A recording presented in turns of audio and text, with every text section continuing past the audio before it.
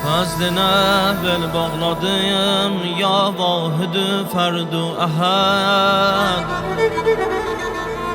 Cümlənin məbudu sənsən daimə həyyül əbəyyət. Oxuram ismində Bismillahirrahmanirrahim.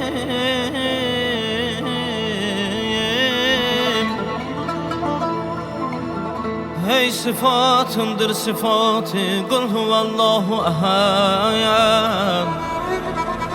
Lem yelid,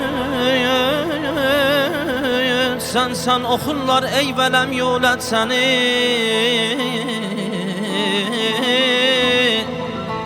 Lem yakun zat-ı sıfatındır lehu kufuven ehad. On zaman kim lütf ile bir gövhərə qıldı nəzər. Zahir ol gövhərdə yoldu cümlə əşyala ədəd. Kafirlər yanından yaradın 18.000 aləmi.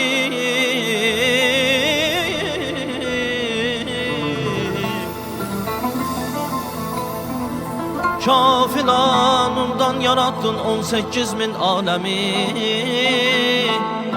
Qüdrətündən ərbəyin gündə tamam oldu cəsəd. Sen yediyin könlündə ya sen senden özgə nəslə yok. Sen yediyin könlündə senden özgə nəslə yok. Hem dildə ya bu fəqirin daim aydın ya.